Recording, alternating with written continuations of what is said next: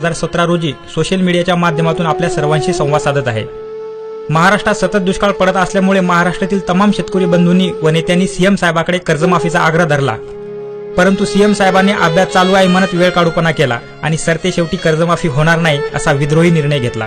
तिकडे यूपीतील सीएम साहेबांनी मंत्रिमंडळाच्या पहिल्याच बैठकीत कर्जमाफीचा निर्णय घेतला आणि इकडे 3 वर्ष झाली आमच्या साहेबांचा फक्त अभ्यासच चालू आहे। यूपीमध्ये 2008, 2012, 2017 सलग 3 वेळा कर्जमाफी देण्यात आली।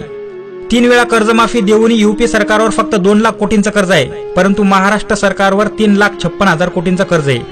महाराष्ट्र सरकारने तर एकदाच कर्जमाफी दिली होती, ती पण अवघी 7,000 कोटी। तरीही महाराष्ट्र सरकारवर 3,56,000 कोटींचे कर्ज आहे। सरकारवर कर्ज आहे याचा अर्थ महाराष्ट्रातील प्रत्येक नागरिकावर कर्ज आहे। महाराष्ट्रात फक्त शेतकरी कर्जबाजारी नाही, येथे प्रत्येक नागरिकाच्या डोक्यावर 33,000 रुपयाचे कर्ज आहे।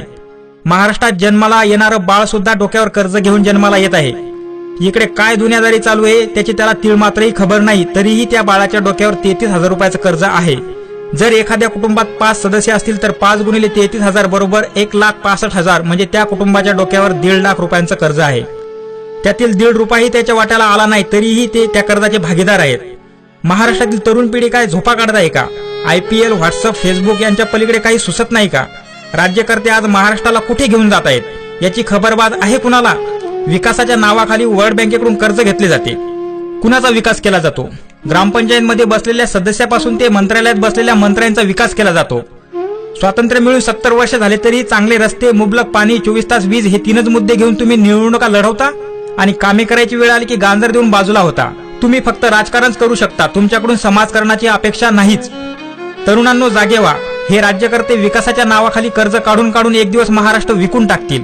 3,56,000 कोटींचं कर्ज म्हणजे काही जोक आहे का? विविध प्रकारचे टॅक्स आणि महसूल गोळा होऊन सुद्धा एवढा मोठा कर्जाचा डोंगर उभा राहतो तरी कसा?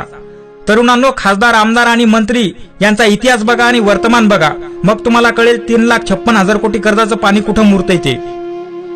30-35 हजारासाठी आमचा शेतकरी आत्महत्या करतो आणि इकडे 3,56,000 कोटींचं कर्ज असून सुद्धा एकही खासदार, आमदार, मंत्री, संत्री आत्महत्या करीत नाही। यांना कोणालाच विषयाची गंभीरता नाही। अहो, इथं शेतकऱ्यांची मुलं मुली आत्महत्या करीत आहेत। लातूरमध्ये घडलेली घटना आठवल्यावर अंगावर काटा उभा राहतो। तुमच्या नाकर्तेपणामुळे शेतकऱ्यांची मुलं मुली आत्महत्या करीत आहेत। किती दुर्दैव म्हणावे लागेल आम्हाला महाराष्ट्रात जन्मल्याचं। आपल्या तरुण मुलीचा मृतदेह बघून त्या शेतकरी आईवडिलांचा आकांत गगनात मावेनासा झाला होता। त्या माय माऊलींचा आक्रोश बघून अख्ख्या गावाचं हृदय पिळवटून निघालं होतं। तिथे जमलेल्या प्रत्येक आई बहिणींचे डोळे भरून येत होते आणि आपसुकच दाटलेल्या हुंदक्यांना वाट मोकळी होऊन अख्खा गाव शोकाकुल सागरात न्हाऊन निघाला होता आणि आमचा राज्यकर्ता इकडे AC रूम मध्ये झोपा काढत होता।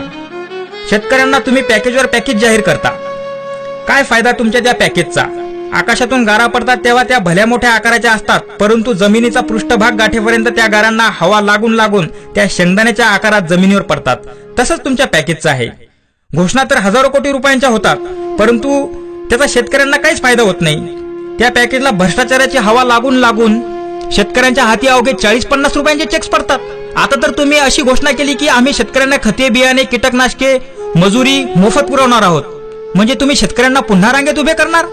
नोटबंदीच्या रांगा लावून हौस भागली नाही का? एवढा खटाटोप केल्यापेक्षा शेतकऱ्यांच्या अकाउंटला रक्कम डायरेक्ट ट्रान्सफर करा ना। तुम्हाला साधं तूर खरेदीचं नियोजन करता आलं नाही। शेतकरी तिकडे बाजार समित्यामध्ये 15-15 दिवस मुक्कामाला आहे। तुम्ही आम्हाला पोकळ आश्वासन देता, कर्जमाफी नाही तर कर्जमुक्ती करू म्हणता। अध्यक्ष महोदय, तुमच्या कथनी आणि करणीमध्ये जमीन आसमानचा फरक आहे। तुमची कथनी करणीमध्ये समाविष्ट होईपर्यंत किती शेतकरी सरणी चढतील, किती आया बहिणींचं कुंकू पुसलं जाईल, किती निरपराध मुलं मुली पोरके होतील याची थोडी तरी जाणीव आहे का तुम्हाला? काय तर बोलाचाच भात आणि बोलाचीच कढी। राज्यभरात रोज उभारली जाते आत्महत्येची गोडी। राज्यकर्त्यांनो, लाज वाटू द्या थोडी, उगाच थापा मारून बांधू नका माडी। अरबी समुद्रात 10,000 कोटी खर्च करून छत्रपती शिवाजीराजांचा पुतळा बांधायचा म्हणता तुम्ही। नाकापेक्षा मोती का जड करताय तुम्ही? विरोध पुतळ्याला नाही, विरोध पुतळ्याला नाही, विरोध आहे तुमच्या शेतकरी विरोधी धोरणांना। इकडे जिवंत शेतकरी मरणासन्न होऊन पुतळे होऊन पडले आहेत आणि तुम्ही तिकडे छत्रपती राजांचा पुतळा बांधायला निघालात। आज आमचे छत्रपती राजा असते तर आमच्यावर अशी वेळ कधीच आली नसती। छत्रपती राजांच्या काळात कधीच कुणी आत्महत्या केली नाही।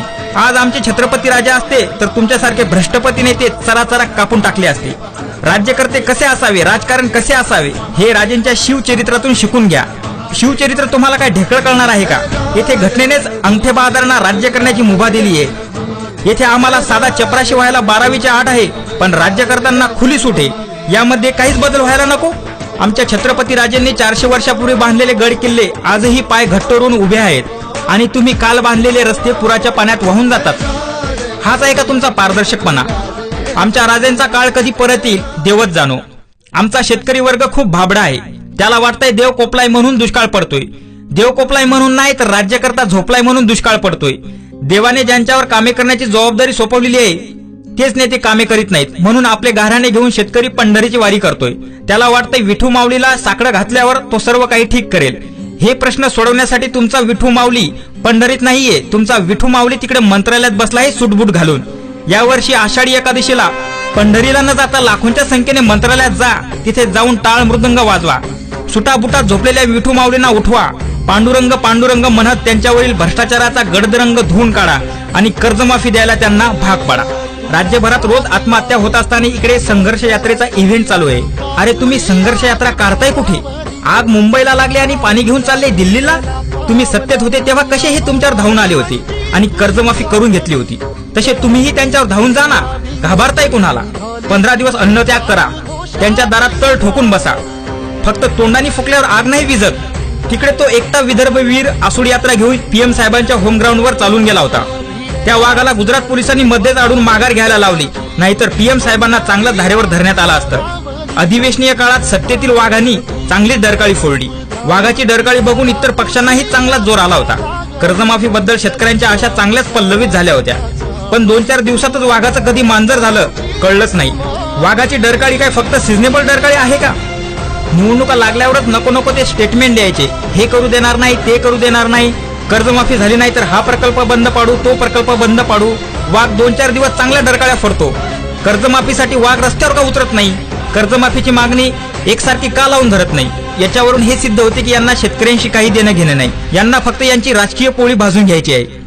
सीएम साहेब म्हणतात आम्ही 25 लाख शेतकऱ्यांशी संवाद यात्रा करू. सीएम साहेब, आत्महत्याग्रस्त कुटुंबातील मुला मुलीसोबत संवाद यात्रा करा. तुम्ही तुमच्याशी काय संवाद होईल ते कळेलच तुम्हाला. 2.5 वर्ष तुम्ही शेतकऱ्यांचा अभ्यास केला, आता पुढील 2.5 वर्ष शेतकऱ्यांशी संवाद करा आणि शेतकऱ्यांना म्हणावा आहात तसेच मरा. सीएम साहेब, तुम्ही फक्त अभ्यास आणि संवादच करत राहा. खरं काम तर तिकडे आमिर खान पाणी फाउंडेशन मार्फत करत आहे. आमिर खान सपत्नीक 45 डिग्री तापमानात गावोगावी फिरून श्रमदान करणाऱ्या लोकांचा उत्साह वाढवत आहे, आणि इकडे तुम्ही एसी रूम मध्ये बसून गारगार वारा घेताय. आमिर खान यांनी असुरक्षतेविषयी एक स्टेटमेंट काय दिलं होतं, अख्ख्या देशात त्यांच्या विरोधात रान पेटून उठलं होतं. आता तोच आमिर खान एवढा स्तुत्य उपक्रम गाजवत आहे, त्याविषयी कोणीही जजमेंट द्यायला तयार नाही. मुळात चांगलं बघायची दृष्टीच आपल्याकडे नाही. आमिर खान यांचं तुफान आलं या ह्या कार्यक्रमाला युट्यूबवर अवघे 5000 व्ह्यूज येतात, आणि तिकडे सनी लिओनच्या लैला लैला ॲटम सॉंगला 10 करोडपेक्षा जास्त व्ह्यूज येतात. तो एकटा आमिर खान एवढा मोठा सेटअप लावू शकतो. तुमच्याकडे तर सेटअप ऑलरेडी तयार आहे, पण तुम्ही त्या सेटअपला झोपेतून गेटअप करायलाच तयार नाही. सर्व यंत्रणा फक्त मेकअप करून खुर्च्यावर बसली आहे. कोणत्या सरकारी कामाला गती नाही. सगळ्या अधिकाऱ्यांची मती गेली आहे. फाईलवर वजन ठेवल्याशिवाय फाईल पुढे सरकत नाही. इथून पुढे लोक तुमच्या मुंडक्यावर वजन ठेवून फाईल पुढे सरकवतील. सीएम साहेब, तुम्ही म्हणता अभ्यास चालू आहे. अहो, अभ्यास तर झालेला आहे. एकूण थकबाकी कर्जापैकी 80% कर्ज पश्चिम महाराष्ट्रात आहे. उरलेलं 20% कर्ज विदर्भ, खानदेश, मराठवाड्यात आहे. आत्महत्याग्रस्त विभाग म्हणून विदर्भ, मराठवाडा आणि खानदेशमधील शेतकऱ्यांचे 7-8 हजार कोटींचे कर्ज माफ करा. पश्चिम महाराष्ट्रातल्या कर्जाच्या दबावापायी विदर्भ, मराठवाड्यातील शेतकरी नामशेष करू नका. पश्चिम महाराष्ट्रातील शेतकऱ्याकडे अजून थोडा धीर बाकी आहे, परंतु मराठवाडा, विदर्भातील शेतकऱ्यांचा धीर आणि संयम तुटून गेला आहे. सरसकट कर्जमाफी झाली तर फारच चांगलं, पण तुमचं बजेट कोसळतंय म्हणून मी हा उपाय सुचवला आहे. व्हेंटिलेटरवर गेलेल्या शेतकऱ्यांना नॉर्मल स्थितीचं अन्न तुमच्या हाती आहे. नाहीतर उगाच विरोधी राजकारण करतील म्हणून मला ना तुला घाल कुत्र्याला अशी आडमुठी भूमिका घेऊन विदर्भ, मराठवाड्यांची कर्जमाफी टाळू नका. तुम्ही जर विदर्भ, मराठवाड्याची कर्जमाफी टाळली तर तुम्हाला नक्षलवादी बघायला छत्तीसगडमध्ये जाण्याची गरज पडणार नाही. विदर्भ, मराठवाड्यातच पावला पावलावर नक्षलवादी तयार होऊन पांढरे कपडेवाल्यांना ठार करतील. पुन्हा एकदा कळकळीची विनंती करतो, बघा जमते का कर्जमाफीचं, नाहीतर तयार राहा येणाऱ्या परिस्थितीला तोंड द्यायला. शेतकरी